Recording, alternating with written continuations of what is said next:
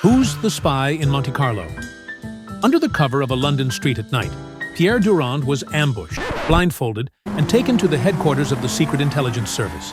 There, he received a mission: travel to Monte Carlo and identify, among 5 VIPs, Geneviève Charpentier, Victor Chevalier, Edouard Bellec, Paul Lambert, and Alma Bertrand, which one was the spy betraying the crown. His youthful face, still unknown to the public, granted him free access to the Royal Hall of the Monte Carlo Casino without arousing suspicion. Guided into the Royal Hall, Pierre slipped the invitation into his pocket and approached Geneviève Charpentier. Pierre drew near with a sly smile and extended his hand in invitation. Geneviève responded with elegance, slowly offering her left hand. Pierre bowed his head and kissed the back of her hand courteously, letting the gesture linger just slightly. "You are far too young to court women so directly," whispered Geneviève, her eyes fixed on him. "But perhaps I should make an exception." Pierre held her gaze for a moment, maintaining his provocative tone. "Perhaps we are both exceptions tonight." After their brief encounter, Pierre stepped away, leaving Geneviève intrigued, and made his way to the next suspect. Leaning against the buffet, Victor Chevalier's portly frame shifted subtly as he observed the guests before speaking in a calm voice.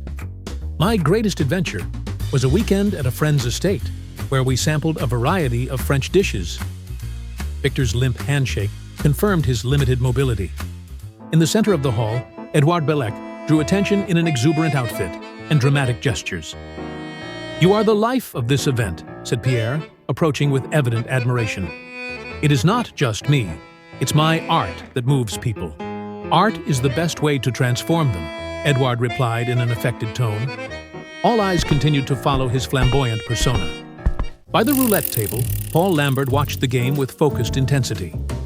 "What's the best strategy to win at roulette?" asked Pierre, noticing the slight tension in Paul's shoulders and the distant look he avoided meeting. Paul shrugged with a non-committal tilt of his head. "Strategy? I have none," he admitted. "I just pick a number and hope for the best." In a quieter area of the Royal Hall, Pierre spotted Alma Bertrand seated on a sofa, detached from the buzz around her. "I prefer moments of calm," Alma confided with a sigh.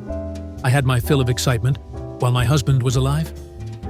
After the event concluded, the Secret Service agents escorted Pierre to his hotel room, and once inside his hotel room asked him, "Who is the spy?" Pierre pulled the invitation from his pocket, studied the crest, and sighed. "It's Geneviève Charpentier." The agents exchanged skeptical glances until one of them asked, "And how can you be sure it's her?"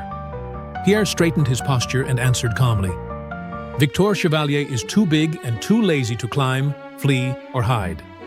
Edouard Bellec loves being noticed, and a spy wants only to go unnoticed. Paul Lambert has strength, but lacks the intellect to strategize or adapt. And Alma Bertrand is at a stage in life, after the loss of her husband, where she seeks peace, not adventure." The agents fell silent, absorbing the logic laid out by the 18-year-old, but one of them pondered, "That eliminates the other suspects, but it doesn't guarantee she's the spy." Pierre explained that when he took Genevieve's hand and kissed the back of it, a courteous, brief gesture, he felt subtle calluses at the base of her fingers, exactly where one would press a gun's grip and squeeze its trigger. My direct approach, combined with the age difference, made her feel in control. She let her guard down, thinking she was playing with an innocent boy. The agents exchanged looks again, and one asked, "Are you certain?" Pierre raised an eyebrow, crossed his arms, and replied, "If you wanted absolute certainty, you shouldn't have asked a lad fresh out of school to do your job." Silence. The agents traded hesitant glances, unsure whether to place full trust in Pierre's words. The end.